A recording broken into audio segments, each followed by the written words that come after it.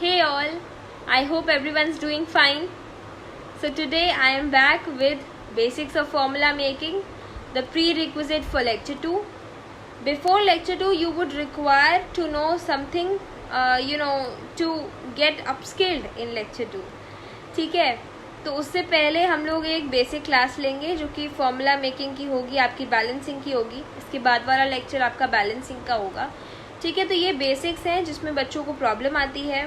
Mostly बच्चे ध्यान नहीं दे पाते हैं या अगर किसी वजह से भी उनकी ये टॉपिक्स छूट जाते हैं तो उनकी केमिस्ट्री फॉरएवर वीक हो जाती है. ठीक है, तो आपकी ऐसा वीक ना हो केमिस्ट्री, इसके लिए हम ये लेक्चर बना रहे हैं और सीधे हम स्टार्ट करते हैं अब. ठीक है, तो आज हम सीखने वाले हैं श्री छत्रपति शिवाजी महाराज से. He is actually one of the greatest leaders that ever set foot on the land of Maharashtra or in India, you can say. So today we are going to learn from him. Let's see what we are going to learn. I should zoom it or wait for a while. Okay.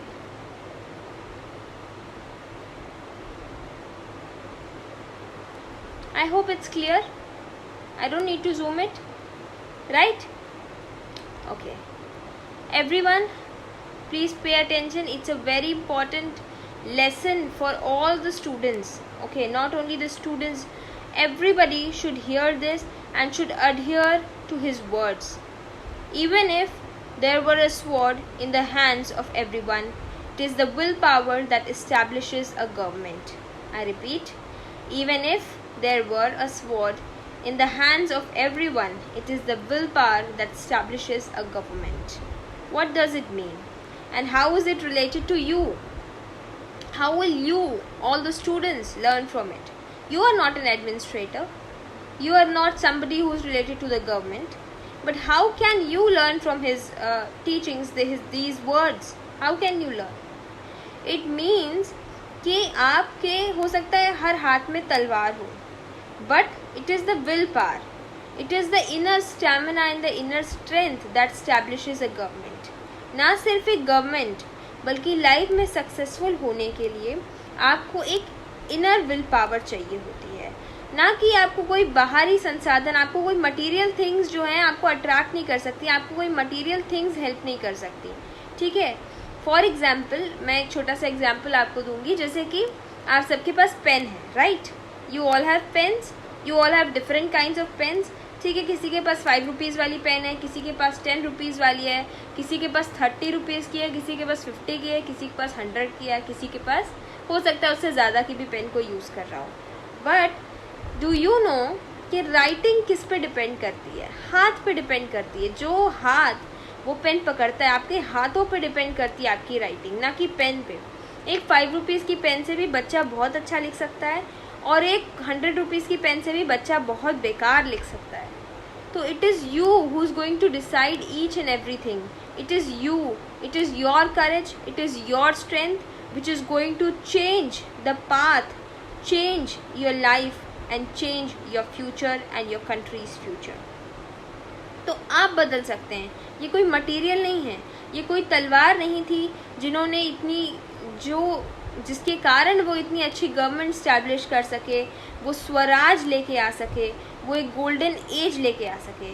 वो उनकी तलवार नहीं थी, वो उनके हाथ थे, वो उनकी सोच थी जिसको वो आगे लेके जाते और उसी सोच से लोग जुड़ते गए और स्वराज का निर्माण होता गया. तो आप भी अपनी सोच में परिवर्तन लाइए. It is all that you think, it is all in your mind. कहते हैं कि युद्ध लड़ने से पहले भी आपके दिमाग में स्ट्रैटेजी बनती है और वो स्ट्रैटेजी डिसाइड करती है. वही एक डिसाइसिव मोमेंट होता है कि आप कोई भी युद्ध, कोई भी जंग जीत पाएंगे या नहीं जीत पाएंगे. ठीक है, यहाँ इस टाइम पे कोई युद्ध तो नहीं होता, आपके लाइफ में कोई युद्ध तो नहीं है, लेकिन every day is not less than a war. हर दिन आपके पास कोई ना कोई चैलेंजेस आते हैं, आप कोई ना कोई चैलेंजेस फेस करते हैं. तो ये हर चीज़, हर दिन एक वॉर ही तो है, हर दिन एक युद्ध है. आपके लिए अलग लेवल पे युद्ध है, आपके पेरेंट्स के लिए अलग लेवल पे युद्ध है, आपके टीचर्स के लिए अलग लेवल पे युद्ध है. आप हर इंसान अपने अपने लेवल का युद्ध लड़ रहा है. तो ये तलवार नहीं है, ये कोई पेन नहीं है जो आपको अच्छे मार्क्स दिला सकती है, ये कोई लकी पेन या इस टाइप का कुछ नहीं होता कि मेरे पास 100 रुपीज़ वाली पेन है तो मेरे नंबर अच्छे आएंगे। ऐसा नहीं है, कुछ भी नहीं है। It is all with in you.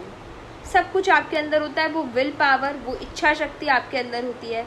महाराज के अंदर वो इच्छा शक्ति थी, इसी वजह से शायद आज हम स्वतंत्र हैं और स्वधर्म में खुश हैं और स्वधर्म को मतलब पूरी निष्ठा से अपनाए हुए हैं। वरना शायद अगर वो ना होते तो शायद आज हम अपने स्वधर्म में ना होते, शायद आज हमारा धर्म परिवर्तन कर दिया गया होता या शायद आक्रांताओं के कारण हम कुचले जाते। तो it was because of his willpower that his country, cherished, his country flourished. It is because of you and your willpower that your country will flourish. So please everyone maintain your willpower and determined रहिए अपनी गोल की तरफ हमेशा। ठीक, चलें आगे। So now I would turn off my camera just a while. Okay, so let's begin this fruitful class. Okay, कुर्सी की पेटी बांध दीजिए, हम उड़ान भरने वाले हैं। और उससे पहले अगर आपने कॉपी और पेन नहीं निकाला है तो उसको प्लीज़ निकाल के रखिए, क्योंकि बिना कॉपी पेन के, बिना नोट्स बनाए, बिना अच्छे से लिख के समझे हुए आप इस लेक्चर का पूरा आनंद नहीं उठा पाएंगे। ठीक,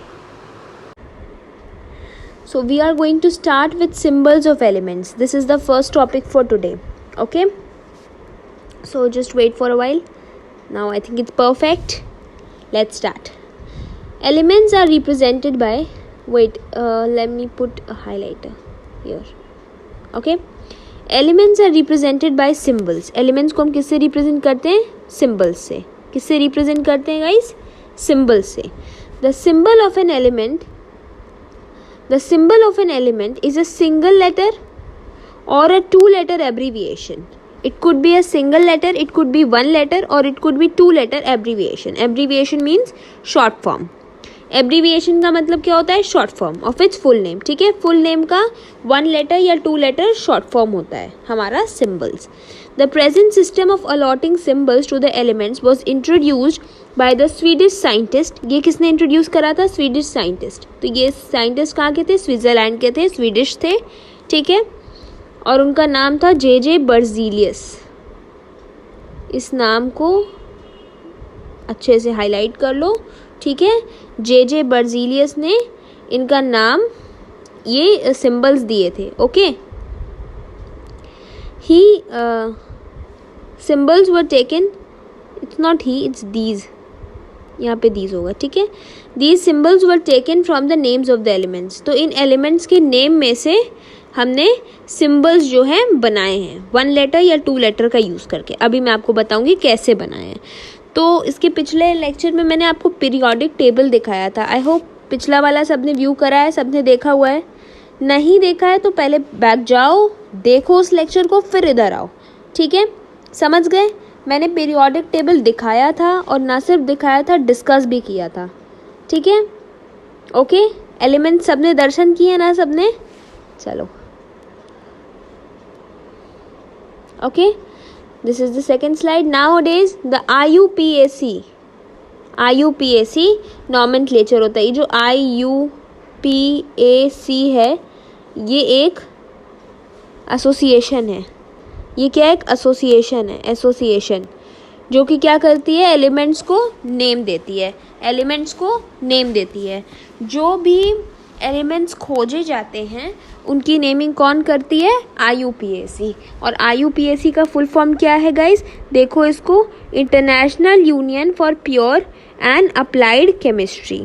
international union of pure and applied chemistry, इसको ध्यान रखना, ये बहुत ही इंपॉर्टेंट बात है। IUPAC और उसका फुल फॉर्म।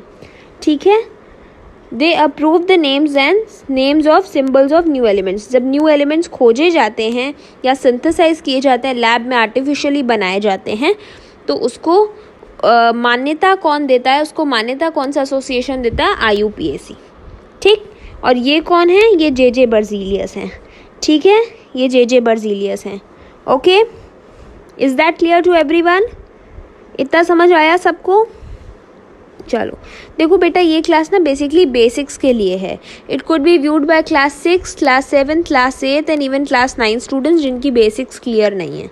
ठीक है, तो मैं सेकेंड लेक्चर अपलोड करने से पहले ये अपलोड कर रही हूँ. आप इसको चाहे सेकेंड लेक्चर मानो, but I would consider it as basic session.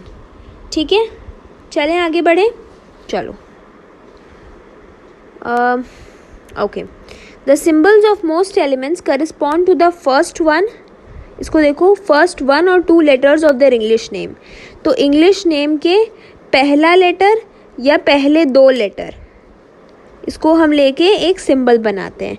कैसे बनाते हैं? देखो, हाइड्रोजन. एक सेकेंड, देखो इसे, देखो हाइड्रोजन. हाइड्रोजन कैसे लिखेंगे? हाइड्रोजन. इसका पहला लेटर क्या है? H. पहला लेटर क्या है? H. तो H इसका सिंबल हो गया. ठीक है, अब देखो बेटा, हाइड्रोजन और हीलियम, मैं तुमको 2 एग्जाम्पल देती हूँ. हाइड्रोजन और हीलियम.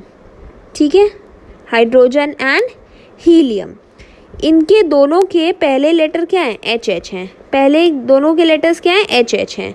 तो बेटा डिफरेंस कैसे पता चलेगा कि ये हाइड्रोजन है, ये हीलियम है? तो क्या करते हैं, हाइड्रोजन को हम H लेते हैं और हीलियम को हम HE लेते हैं. क्या लेते हैं? HE लेते हैं. ठीक, समझ आया? जिनका पहला लेटर सेम होगा तो हम सेकंड लेटर ले लेंगे उनके साथ, जो सेकंड डिफरेंट लेटर होगा उसको ले लेंगे. आया समझ में? ठीक है, चलो. वैसे ही देखो बेटा, एल्युमिनियम है, तो एल्युमिनियम में पहले 2 लेटर लिए गए, AL. कोबाल्ट में पहले 2, को. ठीक है, एक और चीज़ बेटा ध्यान दो कि पहला लेटर कैपिटल और अगला वाला स्मॉल होता है. पहला लेटर कैपिटल और अगला वाला स्मॉल होता है. ऐसा क्यों किया गया? देखो, क्योंकि कार्बन भी C से शुरू होता है, कोबाल्ट भी C से शुरू होता है ना, कैडमियम भी C से शुरू होता है. तो कार्बन को C लिखते हैं, कोबाल्ट को CO लिखते हैं और कैडमियम को CD लिखते हैं. ठीक है, आया समझ में सबको? एल्युमिनियम देखो बेटा, सिल्वर का भी A से, सिल्वर को भी AG से डिनोट करते हैं. अभी बताऊंगी क्यों, कैसे. ठीक है, अभी एल्युमिनियम देख लो, AL होता है. ओके, चले बढ़े आगे. चलो, if more than 1 element has the same first letter, their symbols consist of 2 letters. The first letter followed by another letter which is not common. ठीक है, ये तो अभी हमने डिस्कस किया. जैसे कैल्शियम भी C से शुरू हो रहा, क्लोरीन भी C से शुरू हो रहा. बेटा देखो, कोबाल्ट भी C से शुरू हो रहा, कार्बन तक C से शुरू हो रहा है, कैडमियम भी C से शुरू हो रहा है कि नहीं? एक सेकेंड, कैडमियम भी C से शुरू हो रहा है. तो कार्बन को C लिखते हैं, कैडमियम को CD लिखते हैं ताकि डिफरेंस पता चले. कोबाल्ट को CO लिख रहे हैं, क्लोरीन को Cl लिख रहे हैं, कैल्शियम को Ca लिख रहे हैं. ठीक है, समझ आया सबको कि पहला जो दूसरा बाद का लेटर होगा वो स्मॉल होगा, ध्यान रखना. Okay, is that clear to everyone? Okay, let's move ahead. देखो, एक एक स्लाइड में क्लियर करती जा रही हूँ, आप भी मेरे साथ साथ क्लियर करते चलो. ठीक है, बेसिक्स अगर वीक हैं तो अभी टाइम है, अभी स्ट्रॉन्ग हम कर सकते हैं. ओके, चलो. The symbols of such elements are derived from the Latin names. कुछ बेटा ऐसे एलिमेंट्स होते हैं जिनके इंग्लिश नेम्स नहीं, इंग्लिश नेम्स ना लेके हम उनके लैटिन नेम्स लेते हैं, लैटिन नेम्स को लेते हैं. ठीक है, जैसे कि सोडियम. मैं तुमको एग्जाम्पल देती हूँ. सोडियम, तो तुम्हारे हिसाब से सोडियम का सिंबल क्या होना चाहिए था? S. सोडियम और सल्फर का तो सेम है, तो फिर तुम लोग के हिसाब से होना चाहिए था SO, ये होना चाहिए था, लेकिन नहीं. सोडियम का सिंबल होता है बेटा Na. इसको मैं हटा दे रही हूँ. ठीक है, अब देखो, मैं सबका सिंबल भी लिखती जा रही हूँ. सोडियम का सिंबल होता है Na. नेट्रियम देख रहे हो आप? नेट्रियम बेटा लैटिन नेम है. नेट्रियम क्या है? Latin name. ठीक, सोडियम को क्या बोलेंगे? नेट्रियम. उसका सिंबल क्या होगा? Na. लिख दिया मैंने. पोटेशियम को बोलते हैं केलियम, उसका सिंबल क्या होता है? K. आयरन को बोलते हैं फेरम, सिंबल क्या होगा? Fe. कॉपर को बोलेंगे क्यूप्रम. बेटा ये थोड़ा सा आपको दिमाग में रखना पड़ेगा, थोड़ा सा याद करना पड़ेगा. और इन द सेंस अगर आप बार बार उन एलिमेंट्स को देखोगे, उनके दर्शन करोगे तो आपको ऑटोमेटिकली याद हो जाएगा. ठीक, कॉपर को बोलेंगे क्यूप्रम, तो क्यूप्रम का सिंबल होता है Cu. सिल्वर को बोलते हैं आर्जेंटम, मैंने बताया था ना अभी Ag. तो इसका सिंबल होगा AG। गोल्ड का क्या होगा? Aurum, AU। समझ आया? यहाँ सिंबल्स नहीं लिखे हैं, चाहो तो स्क्रीनशॉट ले लो, अभी कॉपी में नोट कर लो, कॉपी पेन साथ में लेके बैठो, ठीक है? हम यहाँ कहानी नहीं सुन रहे हैं, हम अपने बेसिक स्ट्रॉन्ग करना है तो वो करके जाएंगे। Okay, sodium natrium Na, potassium kalium K, iron ferrum Fe, copper cuprum Cu, silver argentum Ag और गोल्ड क्या होगा? Aurum Au। आया समझ में? ये कौन सी भाषा के हैं? लेटिन नेम्स हैं। Okay, is that clear? चलो ये देखो बेटा, ये बहुत ज़रूरी चीज़ है। फर्स्ट 20 एलिमेंट्स हैं, आपको कंठस्थ होने चाहिए बिल्कुल, इसमें कोई भी इफ बट नहीं चलेगा। फर्स्ट 20 एलिमेंट्स उनके सीक्वेंस के हिसाब से आपको अच्छे से याद होने चाहिए। ओके, देख लो इनको एक बार। आई होप ये क्लियर है। इस पिक को अभी छोड़ दो, ये जो साइड में आपको दिख रही है इस पर अभी ध्यान ना दो, ठीक है? अभी मैं इसको जब जूम इन करूँगी तब देखना। हाइड्रोजन, हीलियम, लिथियम, ये नंबर वाइज है बेटा, नंबर इसमें 1 2 3 4 ऐसे देखो ऊपर लिखा हुआ है।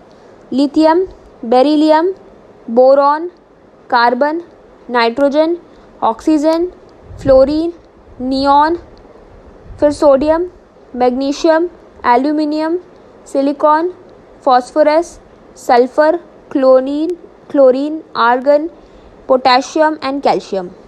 ये हो गए आपके 20 एलिमेंट्स जो आपको किसी भी हालत में याद रखने हैं अलॉन्ग विद देयर सीक्वेंस, ठीक है? इसमें कोई भी हम इफ बट नहीं लगा सकते, कोई भी लापरवाही हम नहीं कर सकते, आपको याद ही रखने। ये 20 तक एलिमेंट्स हैं, मैंने ब्लैक कलर ले लिया है। 20 तक एलिमेंट्स आपको किसी भी कीमत पे याद रखने हैं, ठीक? अब बात आती है भैया इतना है तो याद कैसे किया जाएगा? या तो आप मैनुअली याद कर लो जैसे आप याद करते हो हाइड्रोजन, हीलियम, लिथियम, बेरिलियम, ठीक है? और या तो इसका एक इलाज है कि there is one video on YouTube, ASAP Science, this is whatever I am telling, it's not my creation, it's credited to ASAP Science, ठीक है? ASAP Science का आप देख सकते हो, एक सॉन्ग बना हुआ है, पीरियोडिक टेबल सॉन्ग, ठीक है? ओके, इधर ध्यान देखो, पीरियोडिक टेबल सॉन्ग बना हुआ है, मैं आपको एक बार बता देती हूँ, ठीक है? हेड्स हाइड्रोजन एंड हीलियम, देखो इसमें सारे एलिमेंट्स के नेम आएंगे बेटा, तो आप ध्यान देना, ठीक है? मैं रेड कलर से करती भी जाऊँगी। रेड कलर सिलेक्टेड है, perfect. Heads hydrogen and helium, just a second बेटा, क्लियर कर दिया? अब ठीक है। हेड्स हाइड्रोजन, सुनो, heads hydrogen and helium and lithium, beryllium, boron, carbon everywhere, nitrogen all through the air with oxygen so you breathe in, and fluorine for your pretty teeth. pretty teeth क्यों? Toothpaste में होता है fluorine. fluorine for your pretty teeth, neon to light up the science, neon bulbs होते हैं ना। sodium for salty times, sodium is नमक, salt, sodium for salty times, magnesium, aluminium, silicon, phosphorus, then sulfur, chlorine and argon, potassium, calcium, so you grow strong। इस तरह आप पूरे की पूरा पीरियोडिक टेबल लर्न कर सकते हो, 118 एलिमेंट्स, बट आपको इसकी कोई ज़रूरत नहीं है, ठीक है? इस सॉन्ग के थ्रू आप बस 20 तक एलिमेंट्स याद करो, वही बहुत है। Is that clear? Do you want to take a snapshot of it? तुरंत अभी स्नैपशॉट ले लो अगर लेना है। ले लिया स्नैपशॉट? चलें, देखो अब इस वाले को देखो बेटा, एक और पिक्चर है, इस वाले को देखो, इसको साइड कर दूँ मैं? हो गया इसका काम, स्क्रीनशॉट। चलो अब इधर देखो, मैं जूम कर रही हूँ, इधर एकदम ध्यान से देखना। कुछ स्पेसिफिक एलिमेंट्स के बेटा आपको सिंबल्स दिए हुए हैं along with their names, okay? So these are the symbols, I would discuss it here. I think it's absolutely clear to each one of you. इधर वाला टेबल क्लियर है? अभी इधर वाले को छोड़ दो बेटा, इधर वाला साफ है ना? I hope it's absolutely clear, as clear as a crystal, ठीक? चलो आ जाओ। हाइड्रोजन देखो, हाइड्रोजन का सिंबल तो दिया ही था H, कार्बन भी आपका था ही उसमें C, ओके, कार्बन है ना C, ऑक्सीजन आपने देखा था O, नाइट्रोजन N। मैं एक बार सब डिस्कस कर दे रही हूँ बेटा, कुछ कुछ ऐसे भी एलिमेंट्स हैं जो 20 तक के एलिमेंट्स में इंक्लूडेड नहीं है, लेकिन वो इम्पॉर्टेंट है, इसीलिए मैं ये एक टेबल भी दिखा दे रही हूँ आपको, ठीक है। सल्फर था आपके पास S, chlorine Cl, magnesium Mg। एक सेकेंड रुको, मैं थोड़ा स्लाइड डाउन करूँ तो इसको, और इसकी इंक भी रिमूव कर देती हूँ, ठीक। मैग्नीशियम हो गया था, सोडियम मैंने दिखाया था, potassium K, lithium Li। Is this clear to everyone? अभी डिस्कस किया है जस्ट, ठीक है। ये तो उसमें तो कुछ नया था नहीं, ओके। चलो आ जाओ फिर, इधर आओ, इधर वाला देखो तो, ज़्यादा जूम हो गया क्या? एनीवे देखो देखो, इधर देखो, ठीक है। फ़ोटो का यार थोड़ा सा अलाइनमेंट इधर उधर हो गया, थोड़ा एडजस्ट कर लेना, ओके। चलो एनीवे, एल्यूमिनियम। मेरा सजेशन रहेगा यार, स्क्रीनशॉट लेने से अच्छा पॉज करो और अभी नोट डाउन कर लो कॉपी में, ठीक है। पढ़ाई करो तो अच्छे से करो। एल्यूमिनियम का Al। आयरन का देखो बेटा, आयरन 20 तक में इंक्लूडेड नहीं है, आयरन का एटॉमिक नंबर है 26, लेकिन ये इम्पॉर्टेंट है, दिस इज़ इम्पॉर्टेंट, इसीलिए मैं यहाँ पे एक टेबल और अलग से लेके आई हूँ। आयरन Fe, कॉपर का Cu, देखो दिख रहा है आप सबको, कॉपर का एटॉमिक नंबर है 29 बेटा, ठीक है। सिल्वर Ag, ये सब नहीं इंक्लूडेड था। कैल्शियम आपके में था 20 तक में, जिंक नहीं था, इसका एटॉमिक नंबर 30 है, ठीक है। इसको देख लो जल्दी, इसका 108 है। देख लिया आपने? मैं स्लाइड डाउन कर लूँ? ये सारे बेटा आपके 20 तक के पीरियोडिक टेबल में नहीं हैं, आपको 20 तक तो याद रखने ही हैं, उसके साथ साथ ये कुछ एक्स्ट्रा भी याद रखने हैं, ठीक। आई बात समझ में? चलो फिर आ जाओ, देखो इधर देखो, जिंक हो गया था अपना, फॉस्फोरस तो था अपने में, फ्लोरीन था, ब्रोमीन देखो नहीं था, Br ब्रोमीन, आयोडीन I। आया समझ में? ये सारे इम्पॉर्टेंट हैं, इम्पॉर्टेंट, लिखते जाओ, अभी आगे काम आएगा, ठीक। लिख लिया? आगे बढ़ें, नेक्स्ट स्लाइड। देखो बच्चे, अब एक बात समझो, अब ये जो है ना बहुत इंपॉर्टेंट टर्म है जो अभी हम बताने वाले हैं, ठीक है। इसको कहते हैं हम एटॉमिसिटी, इसको हम क्या कहते हैं? एटॉमिसिटी। एटॉमिसिटी क्या होता है बेटा? What is atomicity? Number of elements in a particular molecule, number of elements in a particular type of molecule. जैसे मैंने आपको पिछले लेक्चर में एटम और मॉलिक्यूल में, एटम, मॉलिक्यूल, कंपाउंड, इन सब के बीच में अंतर बताया था, याद है सबको? बताया था। जिसने नहीं देखा है पहले वो उस वाले वीडियो को देख लो इसके पहले, ठीक है, उसके बाद ही अच्छे से समझ में आएगा, ओके। तो मैंने बताया था आपको कि जब दो एक जैसे एटम एक साथ ऐसे पेयर बना के बैठे रहते हैं, जैसे ऑक्सीजन है, उसने बीच में ऐसे बॉन्ड बनाई है और बॉन्ड बना के वो एक साथ हैंड्स जॉइन करके बैठा हुआ है, तो उसको हम मॉलिक्यूल कहेंगे और उसको हम कहेंगे O2। इतना पता है?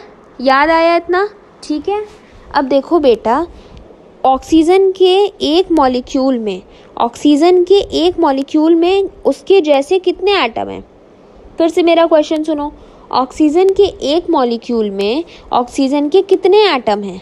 एक मॉलिक्यूल में उसके कितने एटम हैं? 2। कितने हैं बेटा? 2, क्योंकि ये O2 लगा है, तो इसकी एटॉमिसिटी हो गई बेटा 2। इसी को कहते हैं एटॉमिसिटी, ठीक है। Number of atoms in any molecule, किसी भी एक तरीके के मॉलिक्यूल में, किसी भी एक पर्टिकुलर मॉलिक्यूल में कितने एटम हैं, ठीक है, इसी को कहते हैं बेटा हम एटॉमिसिटी। जैसे देखो, ऑक्सीजन की एटॉमिसिटी है 2, क्योंकि ऑक्सीजन के 2 मॉलिक्यूल हैं एक मॉलिक्यूल में 2 एटम हैं, समझे। वैसे ही नाइट्रोजन की भी एटॉमिसिटी क्या है? 2, समझे। सल्फर की एटॉमिसिटी क्या है? 8। आई बात समझ में? S8 लिखते हो आप, ठीक है, P4 लिखते हो, तो फॉस्फोरस की क्या है? 4, यानी फॉस्फोरस की एटॉमिसिटी कितनी है? 4। तो किसी भी एक मॉलिक्यूल में बेटा जितने भी नंबर ऑफ एटम होते हैं उनको हम कहते हैं एटॉमिसिटी। उनको हम क्या कहते हैं बच्चा? एटॉमिसिटी। जैसे कि Cl2, क्लोरीन के एक मॉलिक्यूल में उसके 2 एटम हैं, ठीक है, तो उसको हम कहेंगे कि क्लोरीन की एटॉमिसिटी क्या है? 2। ओके, ठीक है। अब मैं थोड़ा सा लिख दूं क्या, किसकी किसकी एटॉमिसिटी कितनी है? हाइड्रोजन की एटॉमिसिटी 2 होती है बेटा, इसलिए हम उसको लिखते हैं H2। हीलियम की atomicity, helium single molecule, He। Okay, chlorine की एटॉमिसिटी भी होती है बेटा 2। ऑक्सीजन की एटॉमिसिटी 2। फॉस्फोरस की एटॉमिसिटी 4। सल्फर की एटॉमिसिटी 8। ये सारी इम्पॉर्टेंट है आपके लिए, ये दोनों इम्पॉर्टेंट है, ये सारे इम्पॉर्टेंट हैं। नाइट्रोजन की भी इसी तरह बेटा 2। हाइड्रोजन भी ऐसे ही 2, ये तो एक बार लिखा भी है। ओके, H2 लिखते हैं इसको, Cl2 लिखते हैं। समझ गए बात को? सारे बच्चों को एटॉमिसिटी क्लियर हो गई क्या? एकदम एकदम क्रिस्टल क्लियर, एकदम मस्त हो गया, समझ में आया? अब हमारी नेक्स्ट आता है बच्चों टॉपिक वैलेंसी। बहुत इंपॉर्टेंट टॉपिक है, 3 स्टार 4 स्टार 5 स्टार मार्क कर दे रहे हैं हम, बहुत हद से ज़्यादा इम्पॉर्टेंट है। अगर ये नहीं समझ में आया तो ना तो आपको फॉर्मूला बनाने आएगा, ना तो आपको इक्वेशन बैलेंस करने आएगा, कुछ भी नहीं आ सकता आपको बिना वैलेंसी समझे, ठीक है? तो वैलेंसी को बहुत ध्यान से समझना। ओके, वैलेंसी क्या होता है बच्चों? Combining capacity of an atom.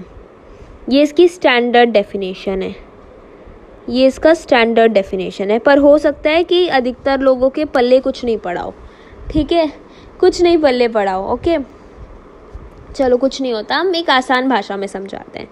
Number of electrons gained और लॉस्ट ड्यूरिंग कॉम्बिनेशन। ये भी नहीं समझ में आया होगा क्या भैया?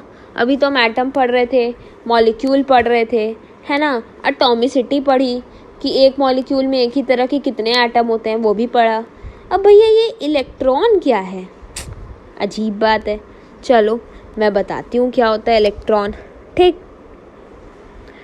देखो बेटा, जो एक एटम होता है ना, जो एक एटम होता है, मैं एक सेकेंड मेरी बात सुनो। तो मैंने बहुत जल्दी एक एटम तैयार कर लिया है आप सबके लिए। ये क्या है? किसी को कुछ समझ नहीं आ रहा है? तो चलो कुछ नहीं होता यार, एक ना मुझे यहाँ भी सर्कल करना था, उप्स।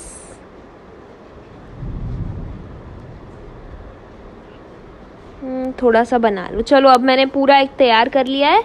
अब आपको बताती हूँ कि एटम क्या होता है। इसी को कहते हैं बेटा, जो हमने ये डायग्राम बनाया है, इसी को कहते हैं एटम। ये एक बेसिक स्ट्रक्चर है, बेसिक है। किस एलिमेंट का एटम है ये सब मत पूछो, अभी सारा बताएंगे। ओके, समझो इसको, बस इसको समझते रहो। ओके, देखो बेटा, ये जो है येलो कलर का, ये जो येलो कलर का बना है, ये जो येलो कलर का पार्ट है जो आप देख रहे हैं, एकदम अच्छा सा डायग्राम बना देते हैं यहाँ पे, ठीक है? आ जाओ। ये येलो कलर का पार्ट देख रहे हो, इसको बोलते हैं हम न्यूक्लियस। इसको क्या बोलते हैं? न्यूक्लियस। एक एक पार्ट देखते चलो, ठीक है? जिसको नहीं पता है उसके लिए बहुत ज़्यादा इम्पॉर्टेंट है, और नहीं समझ में आएगा फिर अगर आप ध्यान से नहीं देखोगे। इसको कहते हैं न्यूक्लियस। ये येलो वाला रीजन क्या है? न्यूक्लियस। हम बार बार बोल रहे हैं, ओके, ठीक? अब न्यूक्लियस के अंदर 2 आपको सर्कल दिख रहे हैं, एक पिंक वाला और एक पर्पल वाला दिख रहा है। तो एक ये हमारा ये जो पिंक वाला है, ये जो हमारा पिंक वाला है, पिंक वाले को देखो बॉस, पिंक वाला क्या है हमारा? प्रोटॉन। पिंक वाला क्या है? प्रोटॉन।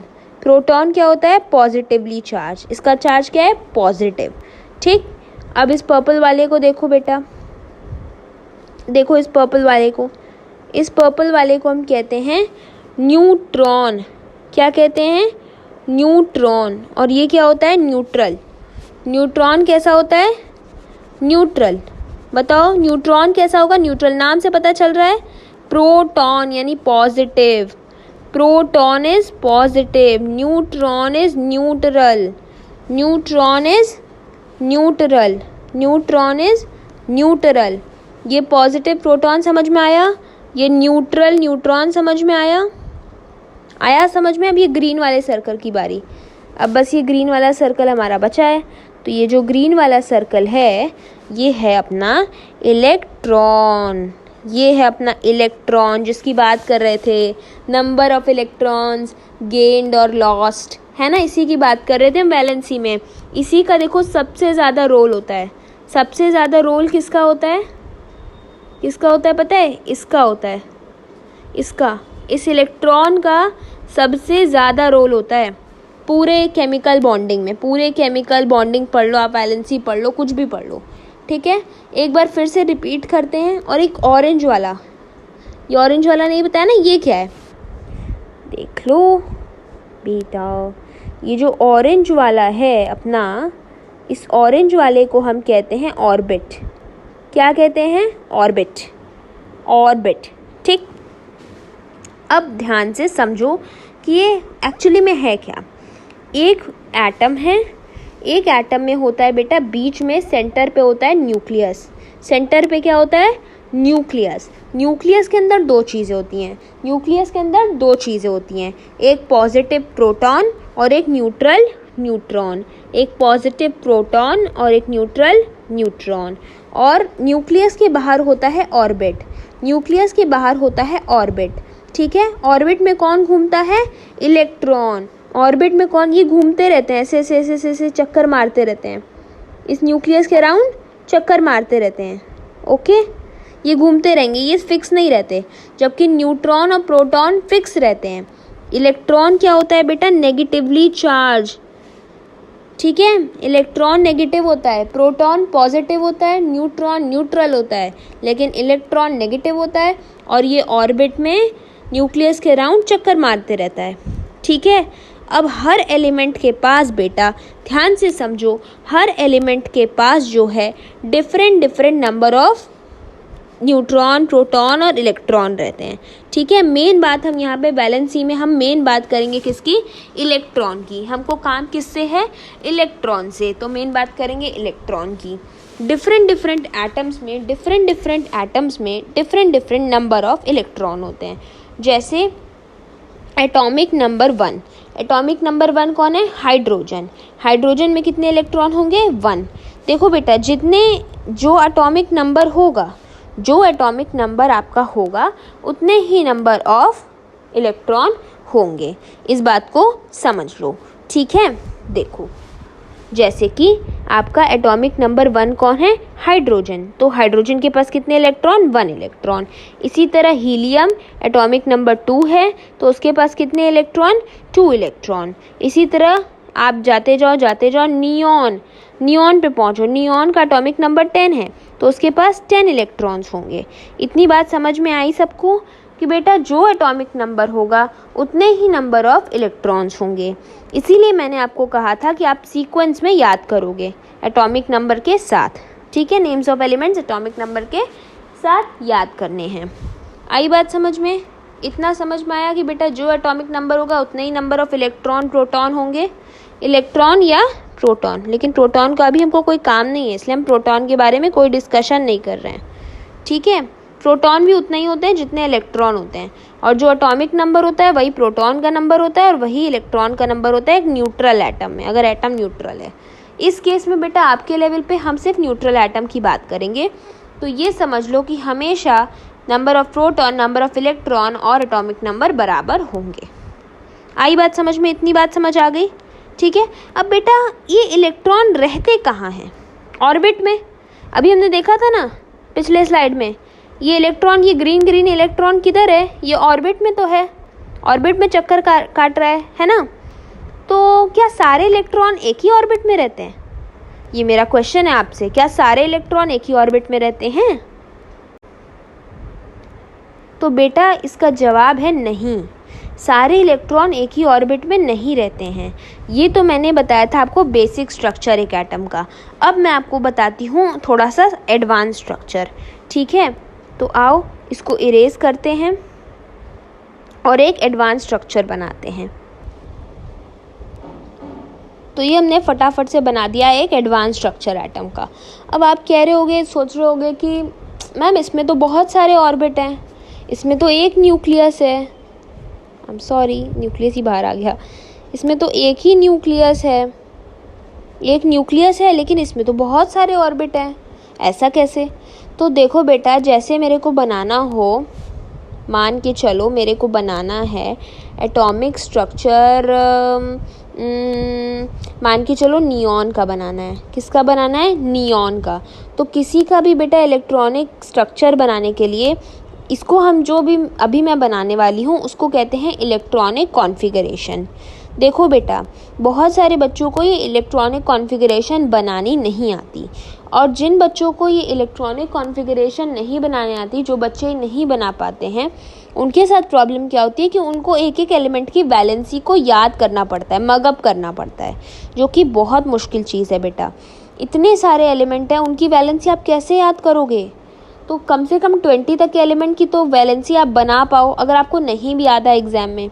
ठीक है, तो उसी का मैं ये तरीका बता रही हूँ, और इसको कहते हैं बेटा इलेक्ट्रॉनिक कॉन्फ़िगरेशन। मैंने इसकी अलग से हेडिंग नहीं डाली, लेकिन मैं आपको समझा दे रही हूँ। इसको कहते हैं इलेक्ट्रॉनिक कॉन्फ़िगरेशन, जो मैं आपको अभी बनाना सिखा रही हूँ। ठीक, तो इसको बहुत ध्यान से समझना, तभी आप जाके वैलेंसी निकाल पाओगे।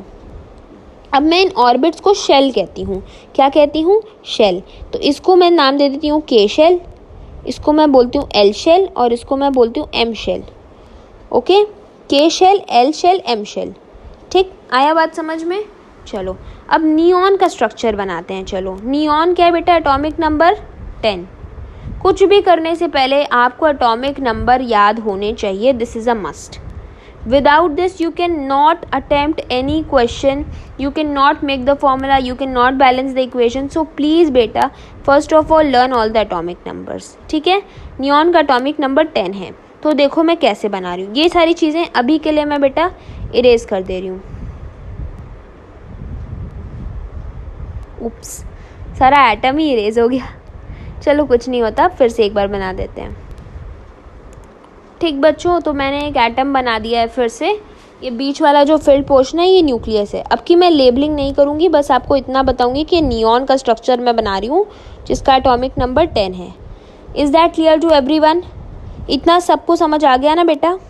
चलो ठीक है, नियॉन का एटॉमिक नंबर 10 है, ये आपको याद करना पड़ेगा। तो मेरी बात ध्यान से सुनो बेटा। फर्स्ट शेल जो होती है, जिसको हम के शेल भी कहते हैं, उसमें हम मैक्सिमम कितने इलेक्ट्रॉन्स रख सकते हैं? मैक्सिमम उसमें 2 इलेक्ट्रॉन्स रखने की जगह है। कितने इलेक्ट्रॉन्स रखने की? 2 इलेक्ट्रॉन रखने की। बाद की सारी शेल में, second shell, third shell, fourth shell, किसी भी शेल में कितने मैक्सिमम इलेक्ट्रॉन्स आप रख सकते हैं? 8 इलेक्ट्रॉन्स।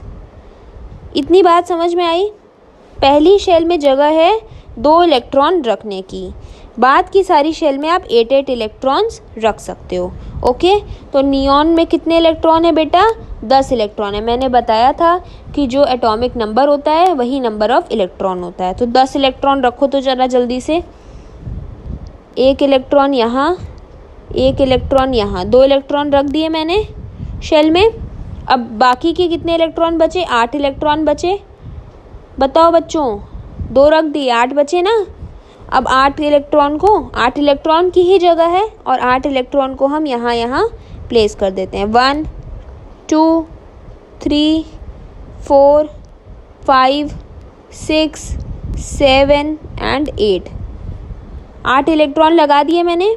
इसी को कहते हैं बेटा इलेक्ट्रॉनिक कॉन्फ़िगरेशन। आया समझ में? इसी को कहते हैं इलेक्ट्रॉनिक कॉन्फ़िगरेशन। अब एक और करोगे? बताओ जल्दी। एक और करना है? एक और क्या? एक और एलिमेंट में दूँ? अब खुद से करोगे? चलो, पूरा इरेज करना है, इससे अच्छा जो है मैं इसको गायब कर देती हूँ, और इरेज़र से अब मैं नियॉन हटा देती हूँ। ये बेटा रूल सबके लिए सेम रहता है कि फर्स्ट शेल में 2 इलेक्ट्रॉन रहेंगे, और बाकी की शेल में 8 इलेक्ट्रॉन्स रहेंगे। अब चलो मुझे बना के दिखाओ आप कार्बन का। कार्बन का एटॉमिक नंबर कितना होता है बेटा? 6। कितना होता है? 6। ठीक, बना के दिखाओ। चलो मुझे बनाओ, जल्दी से बना के दिखाओ। पॉज करो, जल्दी बनाओ, कॉपी में बनाओ। हो गया? अब मैं बनाऊं? चलो। कितने इलेक्ट्रॉन है बेटा? 6। पहले 2 किस में आएंगे? फर्स्ट शेल में। 2 इलेक्ट्रॉन आ गए, बाकी के कितने बचे? 4। 4 को लगा दो यहाँ पे, 1 2 3 और ये। आया समझ? Is that clear to everyone? बोलो, एकदम समझ में आ गया? एकदम बढ़िया से क्लियर हो गया? एक और एलिमेंट दूं? मज़ा आ रहा है? एक और एलिमेंट दूं? चलो, इसको हटा देते हैं यहाँ से। कार्बन को हटा के हम कर देते हैं यहाँ पर, क्या रखें बताओ?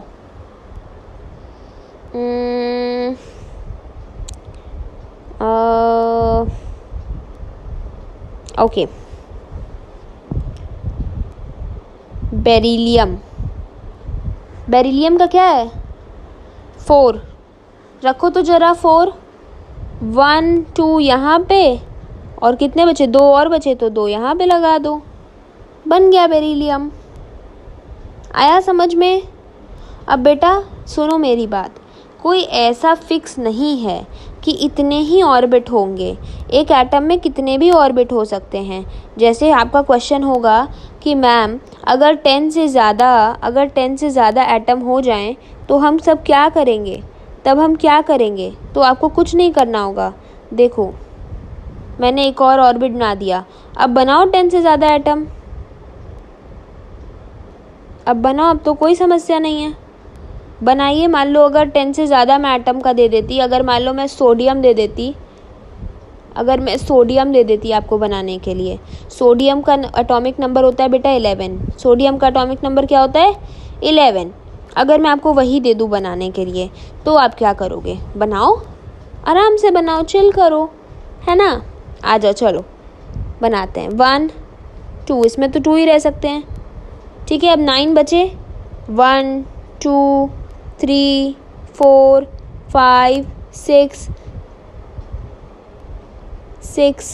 7 8। इसमें तो 8 ही आ सकते हैं, और बचा एक कहाँ चला जाएगा? बाहर वाली ऑर्बिट में, ठीक है। आया सबको समझ में? सबको समझ में आया? तो देखो बेटा, इसका वैलेंसी से क्या कनेक्शन है? मैं ये क्यों पढ़ा रही हूँ? बोलो, क्यों बता रही हूँ मैं ये? मैं इसलिए बता रही हूँ बेटा कि वैलेंसी से यही कनेक्शन है। वैलेंसी मतलब होता है लास्ट ऑर्बिट में कितने इलेक्ट्रॉन हैं। लास्ट ऑर्बिट में कितने इलेक्ट्रॉन हैं, ठीक है। अभी जब मैं फॉर्मूला बनाना बताऊंगी तो मैं तुमको बताऊंगी कि कैसे हम करते हैं, ओके। देखो बेटा, जब लास्ट ऑर्बिट में, पहले बताओ मेरे कितने इलेक्ट्रॉन हैं? 1 इलेक्ट्रॉन है। कितना इलेक्ट्रॉन है? जल्दी बोलो। सोडियम के लास्ट ऑर्बिट को देखो, कितने इलेक्ट्रॉन है? 1। तो सोडियम की वैलेंसी क्या होगी? 1। वैसे ही बेरिलियम की वैलेंसी क्या होगी? 2। वैसे ही नियॉन की वैलेंसी क्या होगी? नियॉन के आखिरी ऑर्बिट में बेटा 0 होगी, 8 नहीं होगी। कंबाइनिंग कैपेसिटी, अभी देखो बेटा, ये तो नंबर ऑफ इलेक्ट्रॉन हो गया, नंबर ऑफ इलेक्ट्रॉन्स गेन और लॉस्ट। तो मुझे ये बताओ बेटा, एक एटम है, ठीक है, उसको फिल होने के लिए, कम्प्लीटली फिल होने के लिए कितने इलेक्ट्रॉन चाहिए बच्चा? 8 इलेक्ट्रॉन चाहिए। अपनी आउटर मोस्ट शेल में कितने इलेक्ट्रॉन चाहिए? 8 इलेक्ट्रॉन चाहिए, बराबर ना? ठीक है ना? 8 इलेक्ट्रॉन चाहिए उसको फिल होने के लिए। तो बेटा सोडियम के पास तो एक ज़्यादा है। अगर क्या सोडियम को और कितने इलेक्ट्रॉन चाहिए मुझे बताओ? अगर उसको और पूरा फिल होना है तो उसको 7 इलेक्ट्रॉन्स बोरो करने पड़ेंगे। इतनी बात समझ आ रही है कि नहीं? उसका आखिरी ऑर्बिट में बस 1 ही इलेक्ट्रॉन है। देखो बच्चा, उसके लास्ट ऑर्बिट में बस 1 इलेक्ट्रॉन है। ये कर्सर दिख रहा है आपको? ये कर्सर दिख रहा है रेड रेड? उसके लास्ट ऑर्बिट में कितना इलेक्ट्रॉन है? बस 1 ही तो इलेक्ट्रॉन है, और उसको पूरे 7 इलेक्ट्रॉन और चाहिए। कितने चाहिए? 7 इलेक्ट्रॉन और चाहिए। उसको 7 इलेक्ट्रॉन कौन देगा भाई? क्या कोई एटम अपने 7 इलेक्ट्रॉन्स डोनेट कर पाएगा? क्या कोई इतना दानी होगा कि वो अपने सारे अपने इलेक्ट्रॉन दे पाए? नहीं बेटा, कोई एटम 1 इलेक्ट्रॉन, 2 इलेक्ट्रॉन, 3 या maximum in rare cases 4 electron 4 electron दे सकता है। 4 इलेक्ट्रॉन बेटा बहुत रेयर है डोनेट करना, ना 4 इलेक्ट्रॉन लिए जा सकते हैं ना दिए जा सकते हैं, इतना रेयर है। क्योंकि इलेक्ट्रॉन को लेना और देना आसान नहीं है बेटा। अगर आप ये सोच रहे हैं कि दे दिया और ले लिया, तो ऐसा नहीं है। इलेक्ट्रॉन को देना और लेना दोनों आसान नहीं है। Is that clear? तो कोई भी एटम बेटा 1, 2 या 3 इलेक्ट्रॉन दे सकता है, उसी तरह 1, 2 या 3 इलेक्ट्रॉन ले सकता है। लेकिन क्या कोई ऐसा इलेक्ट्रॉन होगा बेटा जो 7 के 7 इलेक्ट्रॉन सोडियम को दे दे? सोचो, बताओ, क्या कोई ऐसा इलेक्ट्रॉन, कोई ऐसा एटम होगा अपना जिसके पास 7 इलेक्ट्रॉन एक्स्ट्रा हो? 7 इलेक्ट्रॉन एक्स्ट्रा वाला कौन सा एटम होगा यार? ऐसा कोई एटम नहीं होगा जिसके पास आउटर मोस्ट ऑर्बिट में 7 इलेक्ट्रॉन होंगे। अगर किसी एटम के पास, उसको 8 चाहिए होंगे, उस वाले को भी तो 8 चाहिए होंगे, तो वो क्या करेगा? किसी से 1 इलेक्ट्रॉन मांग लेगा, है ना? किसी से 1 इलेक्ट्रॉन मांग लेगा। किसी भी एटम को चाहिए कि मेरा जो आउटर मोस्ट ऑर्बिटल हो वो फुल्ली फिल्ड हो। क्या हो? फुल्ली फिल्ड हो। मुझे ना लेने की ज़रूरत पड़े ना देने की ज़रूरत पड़े। ठीक है, किसी भी एटम को क्या चाहिए कि मेरा जो लास्ट ऑर्बिटल है वो फुल्ली फिल्ड हो। ठीक है, अब बेचारा ये सोडियम क्या करे?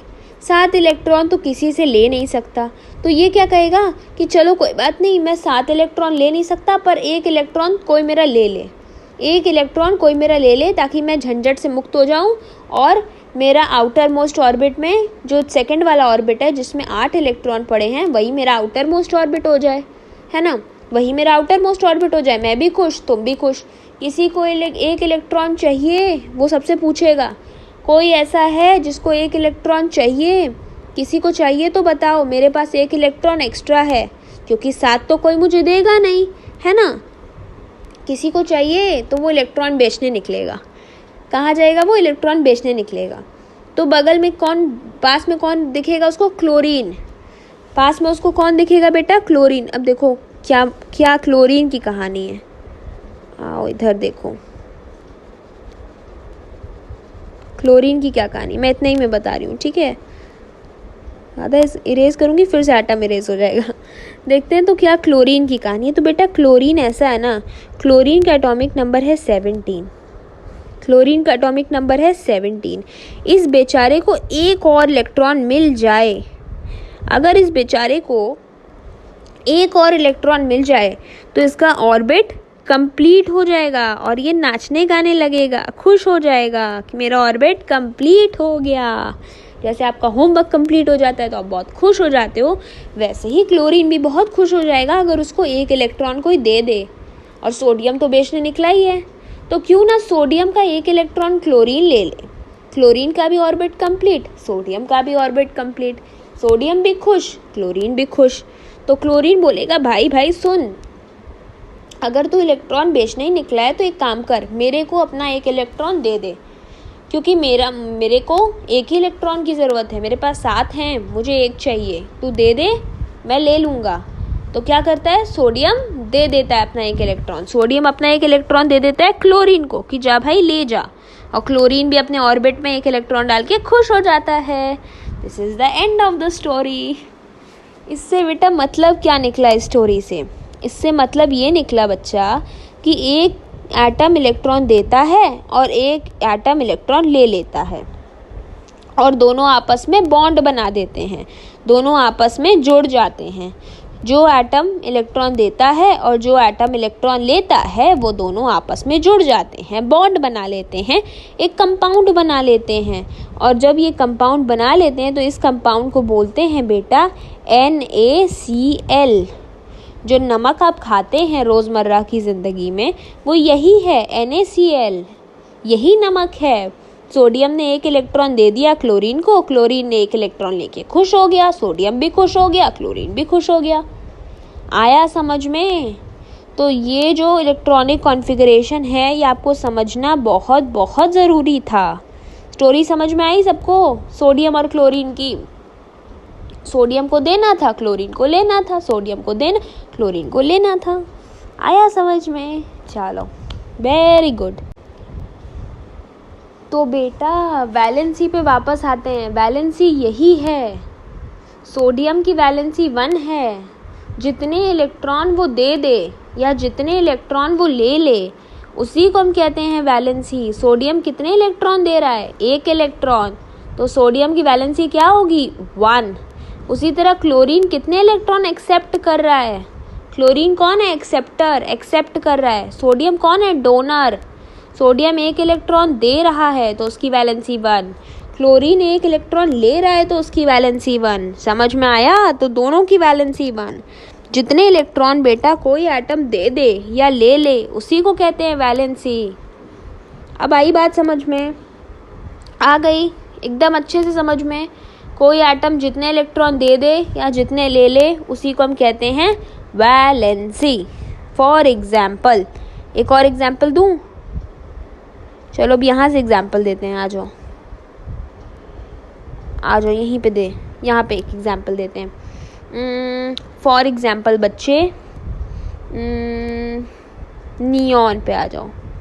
नियॉन, अब तुम कहोगे मैम नियॉन का एटॉमिक नंबर 10 है, और जब मैं इसकी इलेक्ट्रॉनिक कॉन्फ़िगरेशन बनाता हूँ, जब मैं अभी वो डायग्राम बनाता हूँ जो अभी मैं बना रही थी, तो मैम मुझे पता चलता है कि इसका लास्ट ऑर्बिट भी पूरा फिल्ड है।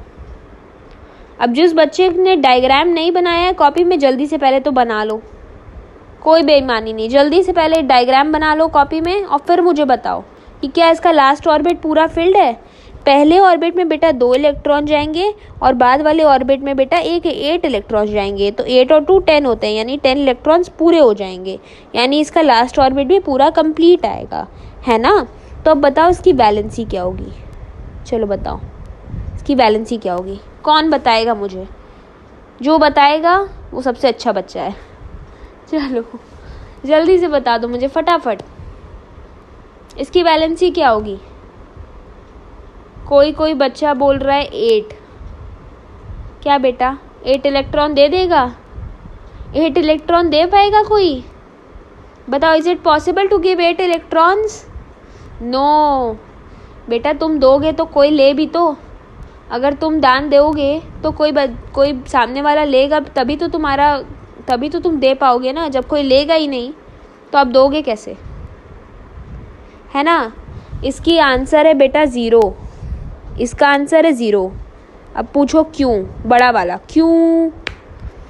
इसलिए बेटा क्योंकि नियॉन को ना देने की ज़रूरत है ना लेने की ज़रूरत है। नियॉन खुश है, नियॉन का ऑर्बिटल इटसेल्फ कंप्लीट है, उसको ना देन की ज़रूरत है ना लेन की ज़रूरत है, लेन देन से वो बहुत दूर है। इसीलिए बेटा इनको कहते हैं इनर्ट गैसेस, नोबल गैसेस। ये लोग रिएक्ट ही नहीं करते। जब फॉर्मूला ही नहीं बनाएंगे, जब किसी को देंगे नहीं, किसी से लेंगे नहीं, तो कहानी आगे कैसे बढ़ेगी? फॉर्मूला कैसे बनेगा? बॉन्ड कैसे बनेगा दोनों के बीच? सोडियम और क्लोरीन का क्यों बना? क्योंकि सोडियम देने को तैयार था, क्लोरीन लेने को तैयार था, तभी तो। जब ये नियॉन ना दे रहा है ना ले रहा है, अपने ही में खुश है, अपनी दुनिया में खुश, तो इसकी वैलेंसी क्या होगी बेटा? 0। समझे बात को? नोबल गैसेस की वैलेंसी, मैंने नोबल गैसेस पिछली क्लास में बताई थी आपको। नोबल गैसेस की सारी की valency neon, krypton, neon, argon, krypton, xenon, radon. सुनो फिर से, neon, argon, krypton, xenon, radon, ये सारे सबकी वैलेंसी होती है 0। जेनॉन तो फिर भी जाके कभी कभी किसी के साथ जाके कंबाइन कर जाता है। जेनॉन कभी फ्लोरीन के साथ, कभी ऑक्सीजन के साथ जाके कभी रिएक्शन दिखा देता है, वो बात की बात है, ठीक है, वो अभी आपको नहीं पढ़ना है। लेकिन नियॉन की और बेटा सारी नोबल गैसेस की वैलेंसी होती है 0। ये लेन देन से बहुत दूर है, समझे। ये हिट पॉइंट क्वेश्चन है, HOTS higher order thinking skills. Okay, is that clear? गला ही बैठ गया है मेरा बोल के, रुक जाओ, let me drink some water. Is that clear to everyone, each one of you? Valency एकदम अच्छे से क्लियर हो गई? तो अब देखो इस चीज़ को, ये चीज़ आपके लिए है बहुत ज़रूरी। देखो बच्चे, सोडियम की वैलेंसी होती है Na, सोडियम को कहते हैं Na+, इसकी वैलेंसी होती है 1। बेटा देखो, ये अगर देगा, अगर ये डोनर होगा, अभी आपने देखा था ना सोडियम जाके बेच रहा था अपने इलेक्ट्रॉन, ले लो, डोनेट कर रहा था, तो जो डोनर होता है उस पर पॉजिटिव साइन लगता है बेटा। जो दान करता है, जो दानी होता है, ठीक है, वो पुण्य करता है। तो दान करने वाला जब अच्छा काम करता है तो उस पर पॉजिटिव साइन लगता है, और एक्सेप्टर जो एक्सेप्ट कर लेता है उस पर नेगेटिव साइन लगता है। समझे बच्चे? सब लोग समझ गए कि नहीं? डोनर पे पॉजिटिव, एक्सेप्टर पे नेगेटिव साइन। तो इलेक्ट्रो पॉजिटिव रेडिकल कहते हैं इनको, जो डोनर होते हैं, या बेसिक रेडिकल कहते हैं। एसिड बेस समझते हो? बेसिक रेडिकल जो दे देते हैं अपने इलेक्ट्रॉन। सोडियम की वैलेंसी 1, पोटेशियम भी दे देता है, इसकी भी वैलेंसी 1, सिल्वर की भी 1, जिंक 2 इलेक्ट्रॉन दे देता है, दान कर देता है, इसकी 2, इसीलिए देखो 2 बार प्लस दिया है, 2 बार प्लस लिखा है। मैग्नीशियम की भी 2, कैल्शियम की भी 2। अब इसको बना के देख लेना सब लोग, कैल्शियम का ऑर्बिट डायग्राम बना के सब लोग देखेंगे। मेरी तरफ से सुन लो बेटा, एक होमवर्क है सबके लिए, और वो होमवर्क ये है कि 1 से 20 तक सारे एलिमेंट्स का आप एटॉमिक नंबर याद करेंगे, नेम्स याद करेंगे, सिंबल्स याद करेंगे, और उसकी वैलेंसी निकाल के, जैसे मैंने अभी इलेक्ट्रॉनिक कॉन्फ़िगरेशन बनाई थी वो सारी बनाएंगे। अपनी कॉपी में, सब बच्चों की कॉपी में ये टेबल होना चाहिए, ठीक है? Atomic number, element name, symbol and their electronic configuration up to 20। Is that clear to each one of you everyone? Aluminium की देखो बेटा वैलेंसी 3 होती है, 3 प्लस लगे हैं। क्यूप्रस की, कॉपर की 2, 1 भी होती है 2 भी होती है। अभी बेटा अलग केस है कि 1 क्यों है, देखो एक क्यूप्रस होता है, कॉपर में भी एक क्यूप्रस होता है अगर वो 1 इलेक्ट्रॉन डोनेट करे, और क्यूप्रिक होता है अगर 2 इलेक्ट्रॉन्स डोनेट करे। फेरस में भी 2 होता है, एक फेरस होता है, आयरन में एक फेरस होता है 2 इलेक्ट्रॉन वाला, और 3 वाला होता है फेरिक। ठीक, इसको याद कर लेना, ज़्यादा दिमाग आपको लगाने की ज़रूरत नहीं है। कॉपर और आयरन के लिए आप याद कर लेना कि फेरस की 2, क्यूप्रस की 1, क्यूप्रिक की 2, फेरस की 2, फेरिक की 3। ठीक, इतना याद कर लोगे? ये इंपॉर्टेंट चीज़ है बेटा, इसीलिए लेके आई हूँ। चलो अब आगे देखो तो एक चीज़, अब ये देखो इलेक्ट्रोनेगेटिव रेडिकल, ये इलेक्ट्रोनेगेटिव वाले हैं। इनमें कुछ इलेक्ट्रोनेगेटिव एटम हैं जिनकी वैलेंसी आपको याद रखनी है अलॉन्ग विद देयर सिंबल्स। तो जैसा कि मैंने आप सबको बताया था कि ये इलेक्ट्रोनेगेटिव रेडिकल्स हैं। आयंस भी बोल सकते हैं आप इनको, इलेक्ट्रोनेगेटिव आयंस भी कह सकते हैं और रेडिकल्स भी कह सकते हैं। ठीक है, तो ये क्या करते हैं? दे आर एक्सेप्ट करते हैं, they accept electrons from the other atoms. जो भी एटम्स दूसरे अपने इलेक्ट्रॉन छोड़ देते हैं उनको ये वाले रेडिकल्स जो हैं एक्सेप्ट करते हैं। इनको एसिडिक रेडिकल भी आप कहते हैं। जैसे कि क्लोराइड, अभी आपने देखा था कि क्लोरीन जो है, सोडियम जैसे ही अपना इलेक्ट्रॉन छोड़ देता है क्लोरीन उसको एक्सेप्ट कर लेता है। तो जब उसको एक्सेप्ट कर लेता है तो क्लोरीन ने कितने इलेक्ट्रॉन एक्सेप्ट किए? 1 इलेक्ट्रॉन, तो उस पर 1 माइनस आ जाता है और क्लोरीन से क्या बन जाता है? Chloride, IDE chloride. वैसे ही ब्रोमीन से ब्रोमाइड, फ्लोरीन से फ्लोराइड, आयोडीन से आयोडाइड और हाइड्रोक्साइड इसी तरह OH माइनस। इसको ध्यान रखना, OH माइनस ये आगे काम आएगा। ठीक, अब इसके बाद देखो, इधर आ जाओ, इन सब की वैलेंसी देखो 1-1 है। मैंने बताया नहीं शायद? क्लोरीन के भी, ब्रोमीन, फ्लोराइड, आयोडाइड, हाइड्रोक्साइड, सबकी वैलेंसी 1-1 है, 1-1 माइनस सबके ऊपर लगा हुआ है। क्लियर? ठीक है, आई बात समझ में? सिंपल सी बात थी। आगे देखते हैं।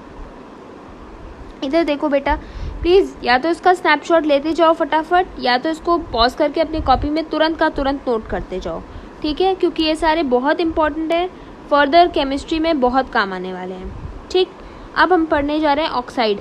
ऑक्साइड का क्या है? इसकी वैलेंसी होती है 2। आप देख रहे हैं 2 माइनस लगा है इसके ऊपर। ऑक्सीजन क्या होता है? ऑक्सीजन की वैलेंसी कितनी होती है? 2। तो जब ये 2 इलेक्ट्रॉन, और जब ये डोनेट कर देगा तब तो ये O+ बन जाएगा। डोनेट करता नहीं है, ये एक्सेप्ट करेगा जब इलेक्ट्रॉन, जब ये एक्सेप्ट कर लेगा तो क्या बन जाएगा? O- oxide. ठीक है, क्या बन जाएगा? O- oxide. देखो इसकी वैलेंसी है 2। नाइट्रेट NO3-, ये आपको बस याद रखना है, दिमाग नहीं लगाना है इसमें। ठीक, दिमाग नहीं लगाना। नाइट्रेट में बस याद रखना है, नाइट्रेट की वैलेंसी है 1 और इसका फॉर्मूला है NO3 minus, NO3 minus. Sulphate का SO4 2 माइनस, SO4 2 माइनस। देखो ये ऐसे ऐसे जो माइनस दिया है, जो ऐसे दिया है SO4 minus minus, just wait for a while, ऐसे दिया है ना SO4 माइनस माइनस, इसको आप ऐसे भी लिख सकते हैं SO4 2 माइनस, ठीक है। CO3 2 माइनस, इसको ऐसे भी लिख सकते हो। तो कार्बोनेट कहते हैं CO3 2 माइनस, इसकी valency 2, bicarbonate HCO3 minus, HCO3 minus, इसकी वैलेंसी 1। ये सारे बहुत इंपॉर्टेंट हैं, तो इनको अच्छे से याद रखना, ज़्यादा दिमाग इसमें नहीं लगाना है, सिंपली आपको याद रखना है, अभी आपको आगे काम आएगा, ठीक है। Clear? Now should we move ahead everyone? So now we will learn formula making, how to make formula for different compounds. I hope you have learned about compounds in the previous lecture. I hope you know what is compound. Compound is when two or more elements of different species, atoms of two or more elements of different species combine in a fixed ratio.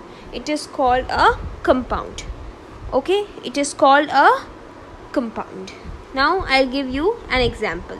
For example, simplest compound CO2. Here 2 oxygen atoms along with 1 carbon atom are combining in a fixed ratio. ठीक है, ऐसा नहीं है कि कभी carbon का 2 ले लिया, कभी ऑक्सीजन का 1 लिया, कभी कार्बन के 4 ले लिया, ऑक्सीजन के 1 लिया, ऐसा नहीं है, ठीक है। It is a fixed ratio, आप फिक्स्ड रेशियो में कंबाइन करेंगे तो ही ये कंपाउंड बनेगा, ठीक। हर कंपाउंड का, बेटा मैंने पिछली बार बताया था कि हर कंपाउंड का एक स्पेसिफिक फॉर्मूला होता है। मिक्सचर का कोई फॉर्मूला नहीं होता, डस्ट का कोई फॉर्मूला नहीं होता, सैंड का, सॉइल का, एयर का कोई फॉर्मूला नहीं है, मिल्क का कोई फॉर्मूला नहीं है, लेकिन कंपाउंड का एक स्पेसिफिक फॉर्मूला होता है। मिक्सचर्स का स्पेसिफिक फॉर्मूला नहीं होता है। जस्ट रिकैप, ठीक है, just a very short recap. Mixtures का कोई स्पेसिफिक फॉर्मूला नहीं है, जबकि कंपाउंड का हमेशा एक स्पेसिफिक फॉर्मूला होता है। अभी हम वही सीखने वाले हैं कि कैसे हम फॉर्मूला बनाएंगे डिफरेंट कंपाउंड्स का। तो इसके लिए देखो स्टेप्स हैं। सबसे पहले फॉर एग्जांपल मुझे बनाना है अमोनिया। अब ये अमोनिया क्या होता है की भाषा में कहा जाए तो ये NH3 है। Ammonia is NH3। अब देखो मैं इसको बनाऊंगी कैसे। मैं सबसे पहले लिखूंगी नेम, फिर लिखूंगी सिंबल, फिर लिखूंगी वैलेंसी, ठीक। नेम क्या है, इसमें दो एलिमेंट हैं, 2 एलिमेंट हैं सिर्फ। कौन कौन से? नाइट्रोजन और हाइड्रोजन। क्लियर? नाइट्रोजन और हाइड्रोजन, नाम लिख लो, नाइट्रोजन और हाइड्रोजन। ओके, इसको हटा दूँ क्या? अमोनिया लिख लिया सबने, just a while. Okay, I think you have written ammonia, इसको हटा देते हैं। अमोनिया बना रहे हैं हम, भी साइड में मेंशन कर दूंगी। Hydrogen, okay, we are making NH3 ammonia. This is used in fertilizers. For those of you don't know, this is used in fertilizers. Okay, nitrogen लिख लिया, हाइड्रोजन लिख लिया। सिंबल बताइए, नाइट्रोजन का क्या है N, हाइड्रोजन का क्या है H। देखो फॉर्मूला मेकिंग से पहले 2-3 तरह के बेसिक्स आपको क्लियर होने चाहिए। एलिमेंट्स के नेम आपको क्लियर होना चाहिए, सिंबल्स क्लियर होने चाहिए। 1 to 20 तक, मिनिमम 1 to 20 तक आपको एटॉमिक नंबर याद होने चाहिए, ठीक है, और उनकी वैलेंसीज पता होनी चाहिए। अगर याद नहीं है तो कैसे फाइंड आउट करते हैं, एटलीस्ट ये आपको पता होना चाहिए, तभी आप फॉर्मूला बना पाएंगे, ठीक। सो अब यहाँ तक हम पहुँच गए। नेम लिख लिया, सिंबल लिख लिया, अब इनकी वैलेंसी लिख दो। तो जल्दी से बताओ, नाइट्रोजन की वैलेंसी 3, हाइड्रोजन की वैलेंसी 1। इसमें किसी को कोई संदेह, कोई शक नहीं है ना? ठीक है, इसमें कोई प्रॉब्लम नहीं होनी चाहिए क्योंकि ये हम डिस्कस कर चुके हैं और जब तक आपका प्रीवियस क्लियर नहीं होगा आप ये काम नहीं कर पाएंगे। इसके बाद आप क्या करो, इसके बाद करो क्रॉस, यहाँ लिख लो नाइट्रोजन और यहाँ लिख लो हाइड्रोजन। ठीक, नाइट्रोजन की वैलेंसी को क्रॉस करा दो हाइड्रोजन के साथ, हाइड्रोजन की वैलेंसी को क्रॉस करा दो नाइट्रोजन के साथ, जिसको आप क्रॉस मल्टीप्लाई भी कह सकते हो। मैथ्स में आप सब करते होगे क्रॉस मल्टीप्लाई, ये आपको करना है। ठीक, नाइट्रोजन के साथ नाइट्रोजन के पास ऑक्सीजन की हाइड्रोजन की वैलेंसी लिख दो 1 और हाइड्रोजन की कितनी लिख दोगे 3। क्रॉस हो गया, नाइट्रोजन की हाइड्रोजन के पास चली गई, हाइड्रोजन की नाइट्रोजन के पास आ गई। ठीक, तो NH3 आपकी बन गई। अब ये 1 लिखने की ज़रूरत नहीं है आपको, तो आप सिंपली NH3 लिख सकते हो।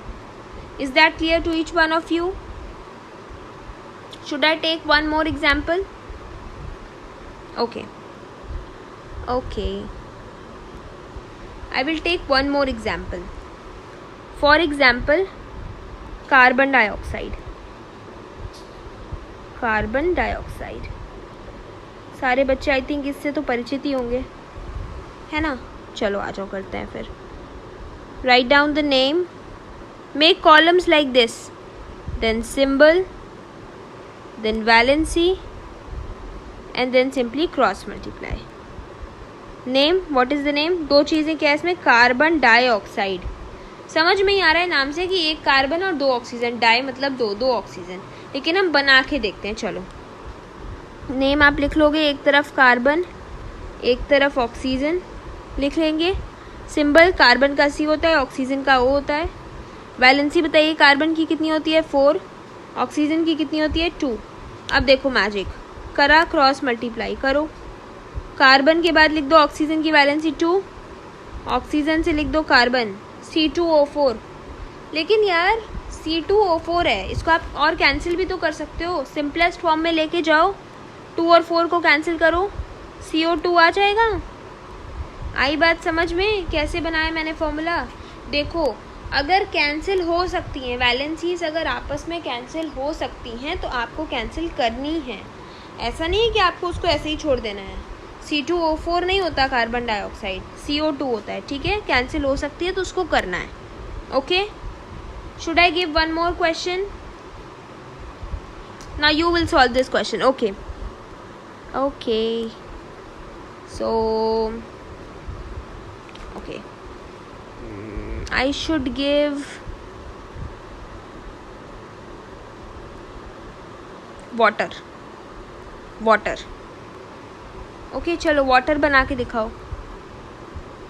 वाटर, पानी सब लोग पीते हैं, water H2O. Now this is formula, but how will you make? If I tell you make water, then what will you do? Again, name. Pause and try everyone, जल्दी करो, जल्दी से पॉज करो, ट्राई करो। वैलेंसी, नेम में क्या लिख दोगे, हाइड्रोजन और ऑक्सीजन। ओके, सिंबल में क्या लिखोगे, HO। ओके, वैलेंसी क्या होगी, हाइड्रोजन की 1, ऑक्सीजन की 2, क्रॉस करो H2O। सिंपल एवरीवन, समझ आया? समझ में आया कि नहीं आया, जल्दी से बताओ। Okay, thumbs up. चलो, nice. So this was all about how to make formula. Now I will give you some question as a homework. Okay, just do attempt them, try to attempt them please. Okay, here should I give you? Okay, so I am going to give you some questions here. Question number 1. I have given water already. Magnesium oxide, इसका बताओ. Question 2. Iron oxide, iron oxide, इसका बताइए. Valency पढ़ी है ना आपने सबकी? Video recap कर लो, अगर किसी की नहीं याद है, कॉपी में नोट नहीं किया है तो प्लीज़ लिख लो. Question number 3. कैल्शियम ऑक्साइड, सबकी वैलेंसी निकालने का तरीका भी मैंने बता दिया और जो जो याद करनी थी वो भी बता दिया. Question 4, lead oxide. लेड की मैंने नहीं बताई है तो लिख लो. जहाँ पे आपने वैलेंसी लिखी है वहाँ पे लेड का ऐड कर लो बेटा. लेड का सिंबल होता है Pb और इसकी वैलेंसी होती है 2. इसको नोट कर लो बेटा. Pb, लेड होती है Pb और इसकी वैलेंसी होती है 2. ओके, चलो इरेज कर दूँ. चलो okay, next question. Question number 5, zinc chloride. Zinc chloride. ठीक, नेक्स्ट आओ लिखो. क्वेश्चन 6, अमोनिया हो चुका है. Common salt. Common salt. Common salt क्या होता है बताया था मैंने लेक्चर में. जिसने ध्यान से सुना होगा वो कर लेगा फटाफट. 7th and last, copper sulphide. Copper sulphide. देखते हैं कितने बच्चे ये सारे क्वेश्चन करके मुझे दिखाते हैं. All 7 questions. Okay, this is the homework for you. Please comment box में अपने आंसर्स डाल दीजिएगा और मैं आपको बताऊंगी कि आपके कितने सही हैं. Okay, is that clear? चलो, सो इसी के साथ हम पहुंच चुके हैं अपने लेक्चर की लास्ट स्लाइड पे. सो आई होप आपको लेक्चर पसंद आया होगा. आई होप आपने एक एक पॉइंट नोट किया होगा और उसे समझा होगा. और अगर अभी भी कोई डाउट्स हैं तो प्लीज़ फील फ्री, आप कमेंट बॉक्स में डाल सकते हैं. I would surely revert back to you. Okay, so if you did like this lecture, please do like, share and subscribe and shower all your love and blessings on this lecture so that I may also upload the next lecture. Okay, tada, bye bye.